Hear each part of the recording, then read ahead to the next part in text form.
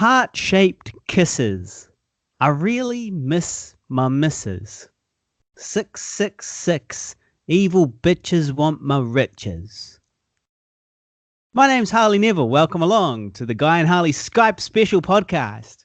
And my name is Guy Pigden, and I apologize both for those lyrics and the sound quality of my voice. That's Little Xan. That's my mate, Little Xan. I only speak in Little Xan quotes nowadays. Yeah, that's absolutely terrible. To be really honest, I actually changed his lyrics to make them better. Right. His lyrics were heart-shaped kisses. I really miss my mistress. 666. Evil bitches want my mansions. And mistress and mansions doesn't rhyme, and kisses and mansions doesn't rhyme. Nothing rhymes with mansions. And all I can think is that he just really wanted to end the second sentence, both sentences. He wanted to end both of them on a word starting with M. Mistress, mansions. I changed it to riches. All I can think is that he's not really a rapper and doesn't know how to rap and does not understand the concept that the raps have to, at least to some degree, rhyme. And he just doesn't know that. He's a very talented young man. Very talented. So London, you're in it. London, I'm deep inside it. I'm right. Very old. I'm right in the middle of London. I'm deep. You're so deep in London that you have to pay traffic, tolls just to get there. That's how deep you are. I'm so deep in London that I've stopped taking the District line and now only take the Piccadilly line. So a little bit of London humour for you. Some London humour. Cool. You wouldn't get it. I realize I better put my headphones on because I feel like your voice is probably going to come through my mic. Well, I've got my headphones on, but only because I'm trying. I'm currently at my uncle's where I'm filming this documentary, and I don't want to talk too loudly because there are people that are trying to rest next door to me. So it's currently 10 p.m. here. For you, it's the crack of dawn. 9. Well, or is it 10? It's 9, and I had to get up at 10 to 8. Now, this is like this is the crack of dawn. This is the Guy and Harley Sober podcast. I'm awake amongst the day walkers and bankers and other such unsavories. Yeah. And now don't let anyone ever say that I don't love the Sifty 150, okay? Because this is a sacrifice for me. I'm a night dweller. I'm an artist. All right? I observe humanity from the shadows, okay? I don't cast shadows. I observe from the shadows. So this is me minus the Instagram filters provided by drugs and alcohol, just uncut raw nebs, just raw dogging reality with nothing but caffeine and bile to give me sustenance. Yes. Also, you did hear right, listeners. He said 8 a.m. as if that was like really quite early. You know what? I'm sick of people like you giving me shit, okay? Because here's the thing. I am a night person. I do stuff at night. That's just the way it is. Okay. But you don't sleep at all. It doesn't count. You're a very bad example because you don't sleep at all, ever. You squeeze in 2 hours in between, your 8 a.m. finish and your 10 a.m. start. Whereas that's not me, okay? I'm that's just not me, dog. And so can't remember what I was going to say. This is a huge. But yes, it's too fucking early in the morning for me. Is what I'm saying. It's quite funny because there's this motivational speech, and we should maybe put the tag to it down in the and I've shared it on my Facebook many years ago. There's a motivational speech about a guy who takes his friend out to the water because he's like a millionaire, and he goes, I want to be like you, I want to be rich like you, I want to be successful like you. And he goes, you want to okay, I'll see you tomorrow morning, early in the morning, so you're out already. But he goes, I'll see you tomorrow morning at the beach. He takes him out to the beach, and he's like, okay, what are we doing here? He's like, walk out into the water. And walk out to the water with me. And he's like, okay, I'm walking out to the water with you. What's the big deal? And then he holds his head down under the water until he almost drowns, and then he pulls his head out and he goes, you want to be successful? You need to want to be successful as much as you want to breathe. That's how successful people if you want it as much as breathing, if taking a breath and being successful, are one and the same to you, that's when you'll be successful. And he's like, but the other big point he makes is like, you're not going to sleep.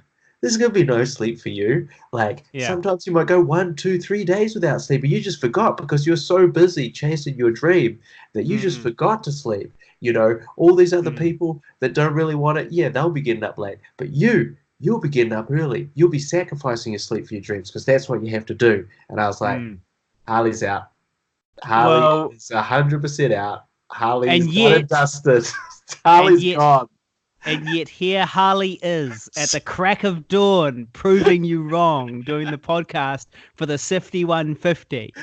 I tell you as well, I probably don't want it enough. And the reason why is because just the other day, I got offered an audition from my agent. Now, this was a huge opportunity for a big, big role in a feature film by a big name director, one of the lead roles.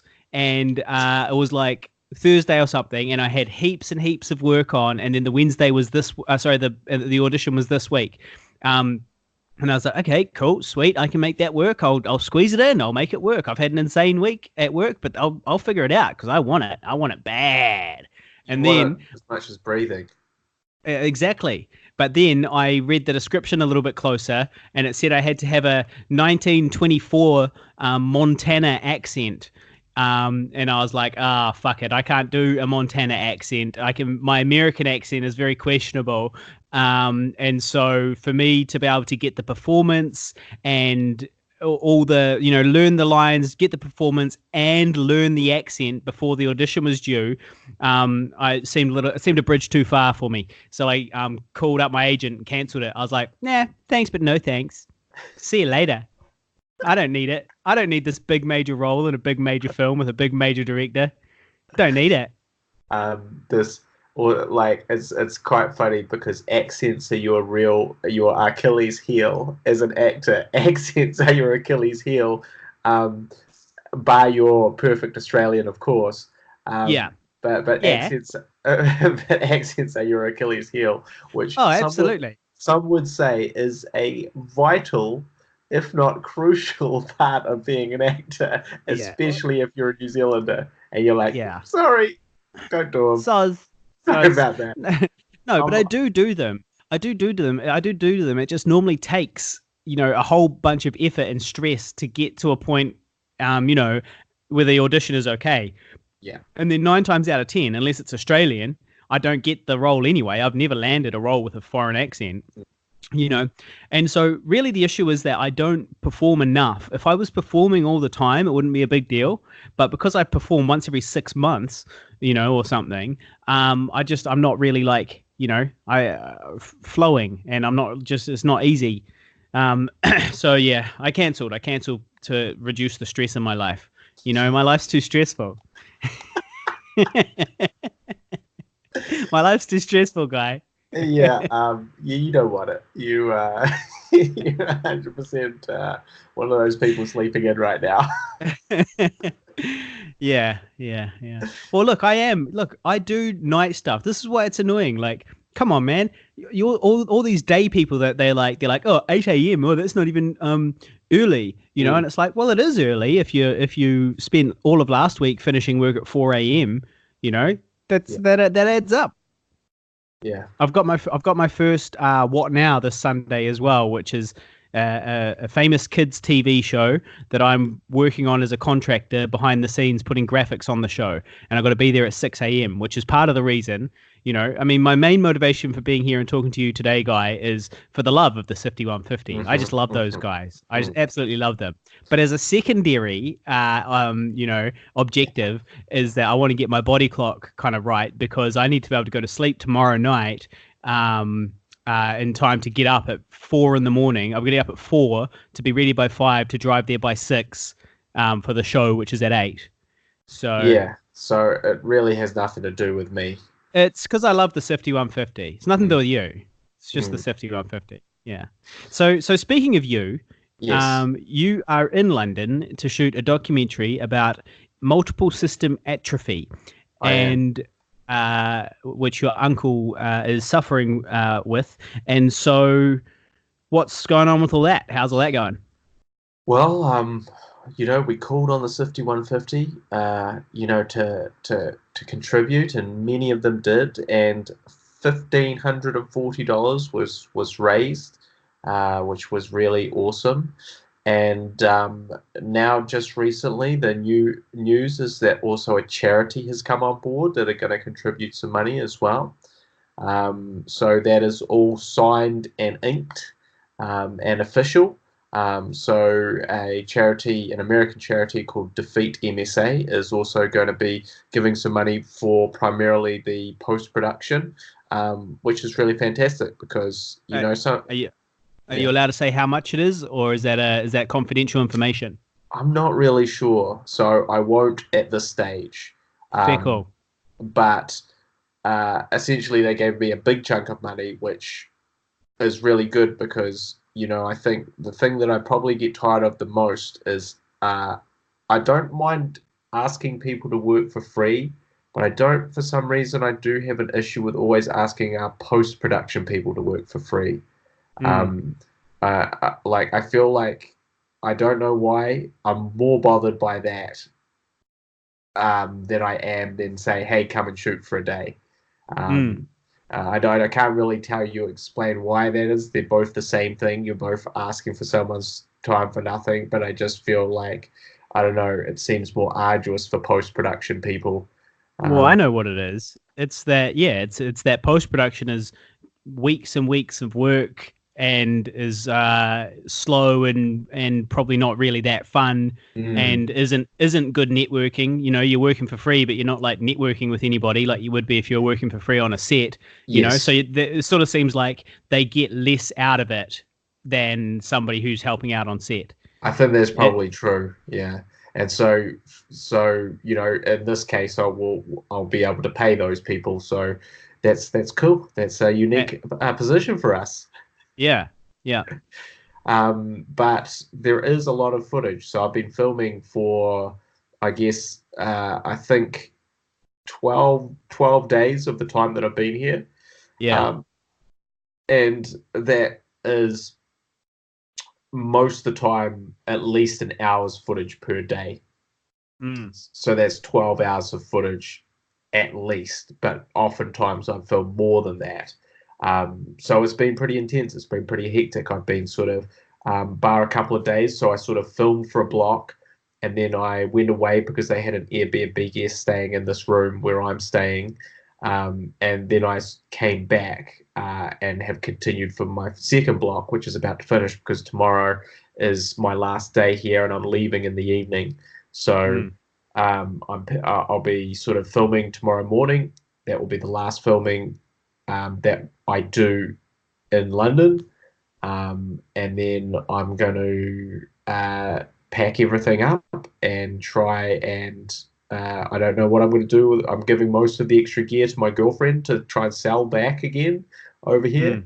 I'm going to try and What do you take mean? some. What extra gear stuff you bought over there type thing? Yeah, well, because essentially I had this 30 kg baggage limit thing.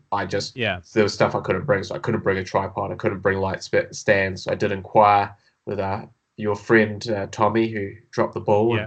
and let us down on the big way there. Oh, did he? He was no help whatsoever. He didn't Oh, really yeah. drop the bill. I just said, "Hey man, he got like, do you know anyone or anything?" He was like, "Nah, it's not my Yeah. department, homie." And I was like, Right. "Sweet, sweet." Yeah. Did, Um, did you see him or just message him? just messaged him. Yeah, yeah. Um, and so I had to buy a bunch of stuff that I was just going to weigh too much. That I bought and sort of got a few extra bits and pieces, a few uh, pieces of equipment too, like a little slider that does little tracking shots, for example. Hmm. So got a bunch of different bits and pieces. Heaps of it I'd love to take back, but there's just it's just not really any point, Mm. because it'll come back. It'll cost a bunch of money to come back, and it's not actually worth that much money. So what do you do with it? So you try and resell it, I guess. But yeah, so my time is about to come to an end here. It's been pretty bloody hectic. I get up in the morning, I start filming, I film all day, I have dinner with the family, and then I kind of do all the data transferring and stuff like that, and then kind of do a bit of admin and work out what I'm going to film the following day, and then I pass out in a heat, Yeah. and then I do Got that it. again the next day. So And is it mostly interviews with various people that have been affected by supporting your uncle type thing? yeah, so it's like there's been a big chunk of interviews, but even more just filming his sort of day-to-day life at home. Um, Right. Yep. Yep. and Yep. and so filming the different aspects of that, like this is what he has to do when he goes to the bathroom. This is how he has to eat a meal. Um, Mm. this is what happened when the physio comes around. These are what the carers do for him. And incorporate that into essentially what he has written. So he and I have he's more written and I've edited a script. Where he talks about a lot of that stuff. So I'm filming to the script, like this is the Yeah. stuff I need to show. And then also, and so there's been all that plus interviews, and some of them have just been here at the house, and some I've had to trek out to the middle of London with Yeah. a giant couple of tripod bags and a big case, and hope that I don't get mugged. Yeah. Which so far I have not, so that's good. Oh, that's lucky. Only one day left. Only one day And left. how do you communicate with him? It's very tricky. Basically, we do exchange emails. So in part it's sort of exchanging emails, like share this, share that, show him something, that sort of thing. And then it's talking with him and sort of trying to decipher what he's saying, which a lot of the time can be very difficult. And sometimes Yeah. I can't do it. Sometimes I just give up, or sometimes more often I get Kate, his wife, to kind of translate, because she has been around him so much she can pick up on a lot more of what he's saying. Yeah.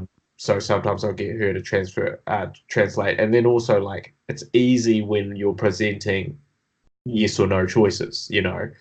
That's easy. It's more when he wants to have a long discussion, or say a complicated long sentence, that it becomes really impossible or very difficult. Mm. I would say it's been limited, because I can't just sit down and go, hey man, what do you think about this? Because Mm. I'm going to be there for a long time trying to actually figure out what he does think about that. And there's also no point asking him something that requires a huge reply, because he Yeah. just can't do a huge reply. Mm. It'll be lucky if I understand 3 words in a row that he says. So it has been a bit of a challenge, but we did sort of do a lot of that prior to me coming over, in exchanging of emails, which I also learned that it takes him, so he can't type anymore. He can Mm. only use one of his hands to click on a keyboard pad on his screen. Mm. And he can't do it quickly, because the tremor in his hand means that the mouse is constantly moving away from the letter he's trying to type. Yeah. Which means that actually for him to type even a word of a sentence can, take several minutes Mm. potentially. And that's Yeah. per word. Or so just imagine trying to type a sentence, imagine trying to type a paragraph, imagine trying to type a detailed reply. So Mm. I've essentially been making him spend multiple days answering these questions. Um, Yeah. and I said, well, geez, Gregory, if I knew it took you that long, I would have asked better questions. Yeah. Yeah. Whoops. But so that's sort of been my process over here. Um, Yeah. and and I've filmed like a ton of stuff, and I hope that it will all make sense. And we actually have a voiceover artist who is a friend of my uncle's, who's just starting the narration for it. Yeah. Um, and I've actually, after I finish this conversation with you, I'll be going back to him and giving him feedback. He's done some of the script already, and I've just got to give him feedback as to what I think is working or what is not. Mm. So yeah, that's me, man. That's what I'm doing. Been quite emotionally draining. I think it's been a very sad experience in the sense that it's something that affects him obviously, and it's terrible, but it's also something that really affects his whole family in a terrible way as well. And I'm watching them struggling and battling, to try and get by dealing with this every day. And I think that is maybe the hardest part to see, is how difficult it's not just for him, but how difficult it is for his family. So definitely been very emotional. Definitely hit me with some, like I did. So I've had a couple of huge breakdown moments since I've been here. So one of them was when he sent through some letters that he wanted me to use parts of letters to his wife and daughter that he wanted at the end of the documentary, that are sort of from his memorial service. So he's given me those letters to kind of condense down and just use bits of for the documentary.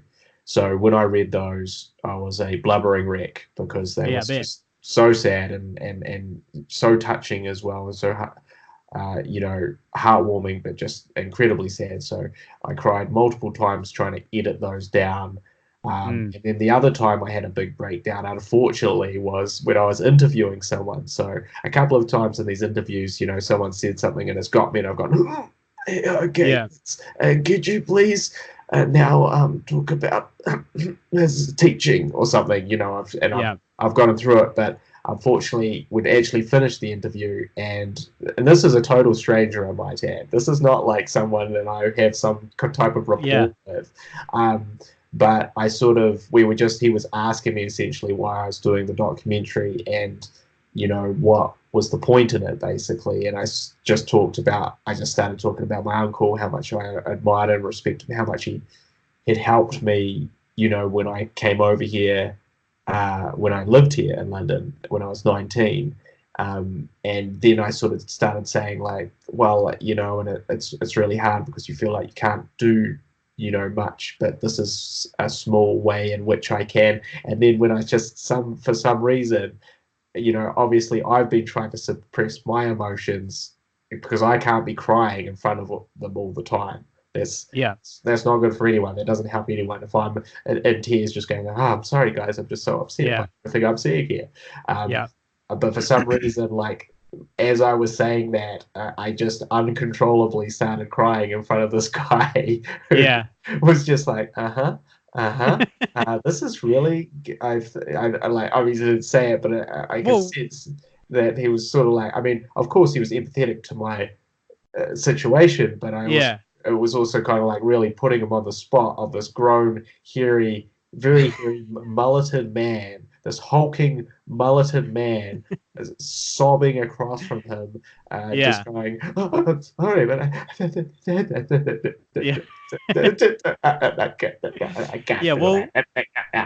that. Especially, yes. Especially for the English, that'll be especially disconcerting for the English, with the old stiff upper lip and all that stuff, 100%. And there's this fucking guy crying, bawling his eyes out. This was the Very definition awkward. of a stiff upper lip dude as well. This was the definition of a proper English stiff upper lip dude, and I just really just completely shit the bed and just embarrassed myself in front of him. He would understand. It is your uncle. I think he would understand, but I also think that some element of him was disapproving of me. It's like, no, it's not on, old boy. No, that's not on, old boy. I don't quite. No, I can't really get on board with this crying like a little baby. Just get on with it. Stiff upper lip. What? Yes, it's just not cricket, old boy. You're doing yourself a disservice. You have some dignity. Have some dignity, old boy. Yeah. So anyway, that's what I sensed in his eyes as tears streamed down my face, and I wiped my nose on his sleeve as I cried into his shoulder. Yeah. On the sleeve of his vest, of his I don't know, his I was yeah. wiping my eyes with his silk tie. Yeah. Yeah.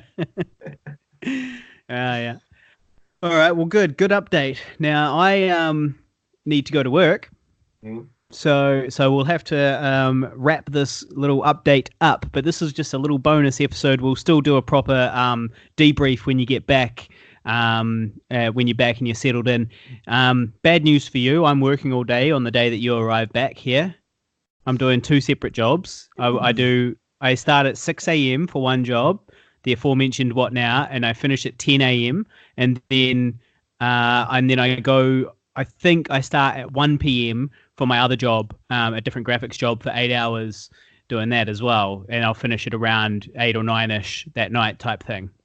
Well, yes, Well, I I'm in think luck, Harley, because because I'm arriving at 11 a.m. no, I'm not. So that does rule you out. So I'll have to find other methods, but hopefully someone will come to my aid. Yeah. So I will be starting One of the Sifty 150 will get in touch. Actually, realistically, by the time I upload this, it'll be too late. It'll be way too late. I'll be at the airport going, I'm really hoping that podcast has gone up. Yeah. Yeah. But yeah, so I leave tomorrow evening. I'll try and film a little bit more in the morning, pack everything up, and then I'm out of here, man. But I guess just quickly before we wrap things up, I did also want to, and I did briefly mention this, but I now want you to play my uncle out of focus in some scenes and some reenactments of scenes. Oh yeah. Because you're a bald guy. I'm bald. Yeah. Because you're a bald guy, and Uh-huh. you could. And in fact, I did like this. One of the he's a very hard man to read, and he's even harder to read now, obviously. And Yeah. I feel like if I get a chuckle out of him in a day, that's a successful day to me. Yeah. But I did get a chuckle because he goes, I go, yes, I'm thinking of maybe, doing like some stuff where I have someone play you, but we sort of don't really see them, but we see them, like out of focus or, from far away or whatever. And he's like, yeah, but how will you, how will you find someone that looks like me? And I go, oh, I got Harley, bald guy, Yeah. put glasses on him. He's a bald guy. You're a bald. I said, bald guy with beard. He's a bald guy with beard. You're a bald guy with beard. And that was why that kind of chuckle, that gave him a chuckle. You like that? Yeah. One. Yeah. So he's easy, quite a Harley. bit. Bald guy with a beard. He looks taller than me. He does look taller than you, but like, although you guys, I'll wear my platform shoes. although you guys do like not look that similar, like when you do have hair and a beard, and if you put glasses on and dress like him, you can get away with it. Yeah, with a beard, it's the same thing. Sweet. Yeah, well, good. I mean, I need to figure out a way to get my name in the credits anyway. So, well, you may as well because at the end of the day, like, I mean, who knows? Like, who knows where this will go or what? But it is definitely may as well do it. And and what do you reckon the final? Yeah. Well, I assume it will end up becoming a official Pigville production anyway, somehow. But so what's the final duration you reckon approximately of this doco? Like, what are you aiming for? Well, lengthwise. Originally, I was aiming for sort of half an hour. And now it's 3 hours? And now I'm thinking more like a 3-part trilogy, sort of like Star Wars. Or Leaving Neverland. It's two 4-hour episodes. I think that half an hour might be fine. I think that realistically, with all the footage I've shot, it could be longer. It could even be a feature-length doco. It could be. I think that but there's also no point outstaying your welcome trying to make it feature-length. Yeah.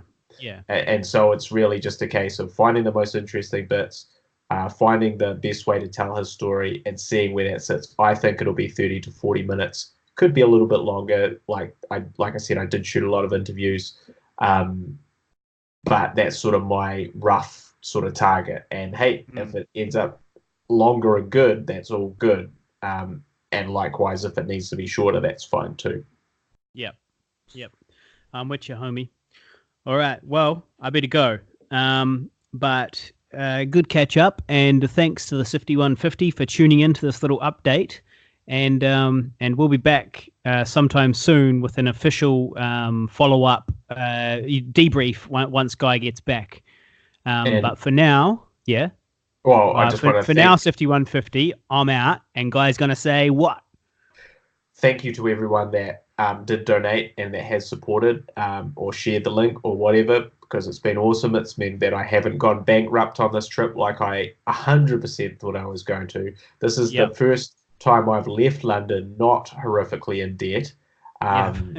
And that is good news for me, because I arrived back the next day. I start my teaching job, and I also haven't done any of the marking that I'm meant to have done. So got that to look. So I got to get onto that. Yeah, I did wonder if you were going to be just straight back balls deep into work, because you and I potentially have an opportunity coming up, because a large media conglomerate is potentially commissioning me to produce a commercial for them. And obviously my intention is simply to delegate everything to more talented people than me. That's the producer's role, right? So I will obviously be getting you to direct. I'll probably be getting the likes of Isaac to shoot it.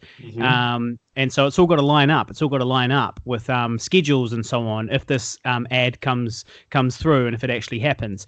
And so I was wondering about what kind of work your work situation was when you get back, because I was thinking, fuck, if he's balls deep working, then it's going to be an issue, especially because I've actually got a real busy May. My May's already quite booked up. So if they call me up, because supposedly I'm hearing today a bit more information about this ad, and if they call me up and they go, cool, so yeah, it needs to be done in 3 weeks. You need to shoot in 2 weeks. You give you 1 week for post-production, and away you go. I'll be like, fuck, this is an issue for everybody I want to use. And yeah, absolutely. Well, no, like I'm hoping to be not balls deep, just the tip is what I'm hoping to be. Solo la punta is what they say in Spanish. Solo la punta, mi amor. Who said that to you? I say it to them. They don't say it to me. But all Latinos know that one. Solo la punta. Okay. Thought maybe a girlfriend with a name beginning with A might have. Oh, there it is. It's funny. There it is. Yeah. Yep. She's gone now. I did have some rants here. I did have some rants that had mentioned her and updated and so on. But we'll get to that when you get back. Okay. All right. So thanks to the Sifty 150, and we'll catch you dudes soon. See you later.